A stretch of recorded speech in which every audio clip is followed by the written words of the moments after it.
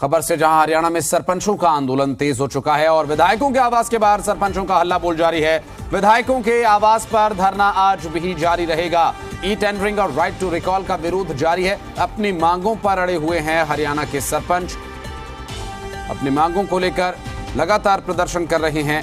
E tendering का, right to recall का विरोध कर रहे हैं सरपंच और विधायकों के आवास के बाहर ये प्रदर्शन जारी है।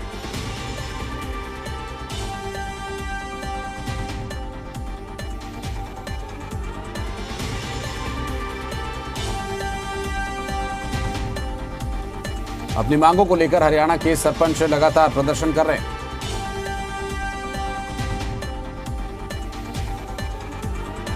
और हरियाणा में ई टेंडरिंग के खिलाफ सरपंचों का विरोध प्रदर्शन लगातार जारी है। कुछ तस्वीरें आपको दिखा दें इस प्रदर्शन से जुड़ी हुई, जहां फतेहाबाद, कैथल, हिसार और सोनीपत से ये 4 तस्वीरें हम आपको दिखा रहे हैं। और इन चारों ही जगहों के साथ साथ प्रदेश के और भी कई हिस्सों में प्रदर्शन इसी तरह से चल रहा है। और आपको बता दें कि ये प्रदर्शन जो है ई टेंडरिंग और राइट टू रिकॉल के खिलाफ किया जा रहा है। सरपंचों का ये कहना है कि राइट टू रिकॉल और ई टेंडरिंग की व्यवस्था को रोल बैक किया जाए, उसे वापस लिया जाए। बहरहाल इस विषय को लेकर लगातार प्रदर्शन कर रहे हैं सरपंच और इससे जुड़ी 4 तस्वीरें हम आपको दिखा रहे हैं। और झज्जर में आज सड़कों पर सरपंच उतरने वाले हैं। 7 उपमंडलों के सभी सरपंच एकजुट होंगे। मुख्य सड़कों और बाजारों में प्रदर्शन होगा। लघु सचिवालय के बाहर धरना भी देंगे सरपंच और ई टेंडरिंग के विरोध में यह आंदोलन जारी है। 7 उपमंडलों के सरपंच एकजुट होकर सड़कों पर उतरकर प्रदर्शन करेंगे। मुख्य सड़कों और बाजारों में प्रदर्शन होगा सरपंचों का। और आपको बता दें कि लघु सचिवालय के बाहर भी प्रदर्शन होगा। ई टेंडरिंग के विरोध में लगातार ये आंदोलन जारी है। सरपंचों की तरफ से प्रदर्शन किया जा रहा है। झज्जर में आज सड़कों पर उतरकर सरपंच प्रदर्शन करेंगे। ई टेंडरिंग के विरोध में आंदोलन लगातार कर रहे हैं। 7 उपमंडलों के सरपंच इकट्ठा होकर प्रदर्शन करेंगे। मुख्य सड़कों और चौराहों पर, बाजारों में प्रदर्शन होगा। साथ ही लघु सचिवालय के बाहर धरना प्रदर्शन करेंगे। ई टेंडरिंग के विरोध में भी आंदोलन जारी है सरपंचों का। तो फैसला लिया गया हमारा जो है, सारा सरपंच इकट्ठा होगी 7 के 7 ब्लॉकों में ज्यादा से ज्यादा संख्या में यहाँ पहुँचना ब्लॉक में और बाजार में प्रदर्शन करना और सेक्रेटरीट में बैठना अपनी बुलंद आवाज के साथ। हमने जो फैसला लिया है, ये आंदोलन इतना जबरदस्त दिखाना है सरकार को। अब हम क्या करेंगे और क्या नहीं करेंगे, सरकार को झुकना पड़ेगा। सरपंचों की मांगों को, अधिकारों को इन्होंने देना पड़ेगा। और रोहित हमारे सहयोगी इस खबर पर ज्यादा जानकारी देने के लिए हमारे साथ जुड़ गए हैं। रोहित, सरपंचों की मांग लगातार वही है कि ई टेंडरिंग को रोल बैक किया जाए, राइट टू रिकॉल को रोल बैक किया जाए। आज भी प्रदर्शन की क्या कुछ रूपरेखा है? सड़कों पर उतरने वाले प्रदर्शनकारी सरपंच?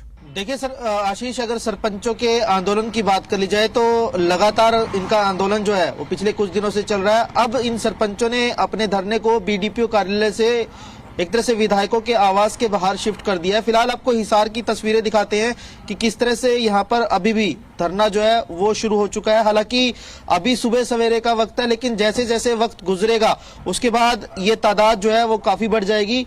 दूसरी तस्वीर आपको साझा कर देता हूं कि मैं यहाँ पर डिप्टी स्पीकर, हरियाणा के डिप्टी स्पीकर रणबीर गंगवा के घर के बिल्कुल नजदीक मौजूद हूँ। वहीं पर ये धरना चल रहा है। ये रास्ता जो आप देख रहे हैं जहाँ पर बैरिकेटिंग की गई थी, मसलन ये रास्ता जो है उनके आवास की तरफ जाता है। हालांकि पुलिस यहाँ पर अभी आज नजर नहीं आ रही है, लेकिन कल जब सरपंचों की तादाद अच्छी खासी थी तो काफी संख्या में यहाँ पर पुलिस भी मौजूद थी। फिलहाल तस्वीरें आपको दिखा रहे हैं धरना स्थल की, दिखा रहे हैं कि यहाँ पर गद्दे इत्यादि लगाए गए हैं और कुछ देर बाद जो है यहाँ पर सरपंच भी पहुंच जाएंगे। कुछ सरपंच हैं हमारे साथ, उनसे भी बातचीत कर लेते हैं। सरपंच साहब, संख्या काफी कम है, समय 11 से ज्यादा हो चुका है, और किस तरह से आंदोलन अब आगे बढ़ेगा? ऐसा है जी, अभी हमारे सरपंच साथियों का यही समय है 11 से 4 बजे। और दूसरा फिर ग्रामीण देहातों से आना, मतलब कहीं साधनों की कमी है, कहीं कैसे है, उसी हिसाब से हम पहुंचते हैं। और सरपंच लगभग सभी आते हैं हमारे, मतलब 89 पंचायतें हिसार फर्स्ट सेकंड की 89 के 89 और अपने पंचायत के साथ अच्छी तादाद में पहुंच जाते हैं। ऐसी कोई बात नहीं है। अच्छा, अब अपने आंदोलन की अगली रूपरेखा क्या बनाने जा रहे हैं? क्योंकि अभी तो आप विधायकों के आवास के बाहर बैठे हैं, क्या कुछ रहा रिस्पॉन्स, क्या रहा विधायकों का पूरे ओवरऑल हरियाणा में? ऐसा है जी, हमने कल जैसे ही मतलब ब्लॉक स्तर से उठा करके धरना और विधायकों के घरों का हमने घेराव किया था, धरना शुरू किया था, तब हमने सभी विधायकों को मैसेज, हालांकि विधायक खुद नहीं मिले, वो सब के सब मतलब बाहर थे, लेकिन उनके जो भी हमारे प्रतिनिधि हमारे को यहाँ पे मिले, उनको हमने विधायकों तक मैसेज पहुंचा दिया कि आज सूरजकुंड में जो मीटिंग होने जा रही है सीएम के साथ, उसमें आप हमारी मांग उठाइए और उसके बाद हमारे को देखते हैं कल उनका क्या जवाब रहता है, क्या उनकी आगे से वो आती है। यदि फिर भी नहीं होता है तो आगे फिर हम बजट सत्र का इंतजार करेंगे, तब तक ये धरना जारी रहेगा और डेली हम अलग अलग एंगल से इस धरने को अलग अलग तरीके से चलाएंगे। सरपंच साहब, आप बताइए, जिस तरह से प्रस्ताव मांगे जा रहे हैं विकास कार्यों के लिए, तो हिसार में क्या सिचुएशन है? प्रस्ताव भेजे हैं सरपंचों ने या नहीं? किसी सरपंच ने भी वो प्रस्ताव नहीं दिया है। सब ने एक ही बात की है कि कोई सरपंच, क्योंकि सबके कार्य वो रजिस्टर है ना, एक प्रधान के आज समस्त पेश कर देंगे, इनके पास ही रहेंगे। पूरे ब्लॉक के हल्का वाइज जितने भी कार्रवाई रजिस्टर हैं सभी प्रधानों के पास रहेंगे। जब तक हमारी मांगे नहीं मांगी जाती तब तक रजिस्टर एक साथ इकट्ठे रहेंगे। लगता है सरकार मानेगी आपकी मांगे, क्योंकि दिन काफी हो गए हैं, 22वां दिन बीत चुका है धरने को। ये सरकार मानती तो है, थोड़ी लेट मानती है, इसके समझ में थोड़ी बहुत ज्यादा लेट आती है। कोई भी एक अधिकारी कर्मचारी देखो सब रोड पे हैं। ये किसानों वाला कानून भी 1.5 साल बाद में माना है इन्होंने, तो मानते 22-23 दिन। नाराजगी किससे है? मंत्री से है, सरकार से है, किससे है नाराजगी? हमारी नाराजगी कानून जो ये कानून ले आए ई टेंडरिंग वाला, इनसे है। आप बताइए जी, आपको क्या लगता है, मानेगी सरकार? सरकार को मानना पड़ेगा और जैसे जैसे अभी 2-3 दिन से देखने को मिल रहा है, सरकार जल्दी जल्दी इनके विधायकों की मीटिंगें बुला रहे हैं, तो कहीं ना कहीं सरकार को यू टर्न लेना पड़ेगा। ये हमने शुरू में कहा था, ये याद करें, लेना पड़ेगा एक दिन। लगता है मानेगी सरकार? मान जाएगी जी। अच्छा, मानना ही पड़ेगा जी इनको, क्योंकि देखो ये विकास के कार्य के लिए इकट्ठे हुए हैं सारे सरपंच जितने भी हुए हैं, ठीक है।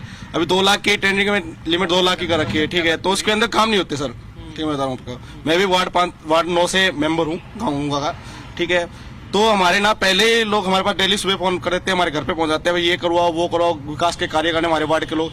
अब सरपंच ही काम नहीं करवाया तो हम कहाँ से करवा दे काम? हमारे पे भी मतलब दबाव पड़ रहा है पूरा गाँव का। तो इनको सरकार से यही अपील है कि देखो जी, हमसे सरकार से कुछ लेना देना नहीं है, लेकिन जो भी ये सरपंचों की मांग है, हमारी मांग है, काम विकास की मांग हो रही है, इनको जल्द से जल्द पूरा किया जाए। गांव वाले टोकते नहीं कि कामकाज बंद पड़े हैं, आप धरने पर बैठे हो?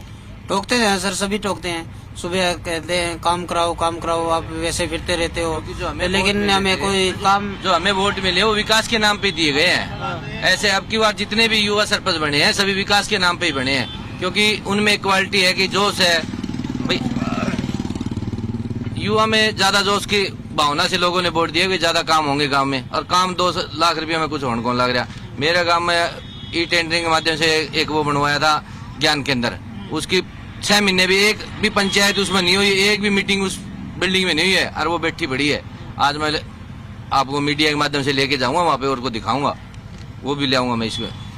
चलिए आशीष, देखा आपने कि धरना जो है वो शुरू हो चुका है, धीरे धीरे संख्या में भी इजाफा देखने को मिल रहा है और सीधे तौर पर जो सूरजकुंड में मीटिंग होनी है उसमें इनकी मांगों को उठाया जाए, इस तरह की बातें इनकी तरफ से की जा रही है। बहरहाल धरने को अब ये और भी ज्यादा तेज करेंगे और साथ ही साथ बजट सत्र में अपनी मांगों को उठाए जाने की मांग इनकी तरफ से की जा रही है। सरपंच अड़े हैं कि तब तक ये पीछे नहीं हटेंगे जब तक इनकी मांगे पूरी नहीं होगी, लेकिन सरकार का क्या कुछ रुख रहता है और किस तरह से सरकार का अगला कदम रहता है, ये भी देखने वाली बात रहेगी। विधायकों और जो जनप्रतिनिधि हैं उनके घर के बाहर ये इस तरह के धरने प्रदेश भर में अलग अलग जगह भी रोहित लगाए जा रहे हैं। आप बता रहे हैं कि डिप्टी स्पीकर रणबीर गंगवा के आवास के पास ये धरना है।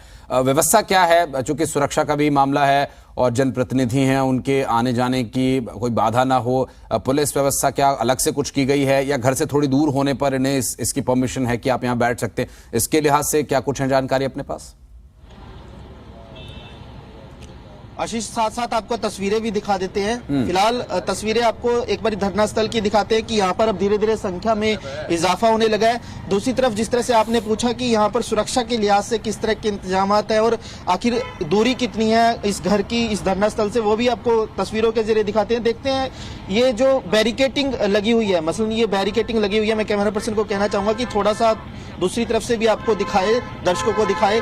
फिलहाल ये बैरिकेटिंग की गई है। यहाँ पर अब से कुछ ही देर बाद पुलिस की अच्छी खासी तैनाती हो जाएगी, क्योंकि धरना जो है वो शांति प्रिय ढंग से चल रहा है। पहले कल धरना जो है बिल्कुल गेट के नजदीक था, लेकिन आज जगह को बदला गया और ये जो आवास आप देख रहे हैं जहां पर ये कंस्ट्रक्शन का काम चल रहा है, इसके बगल वाला घर ही जो है वो डिप्टी स्पीकर रणबीर गंगवा का घर है। मसलन आप दूरी देख सकते हैं कि कितनी दूरी है।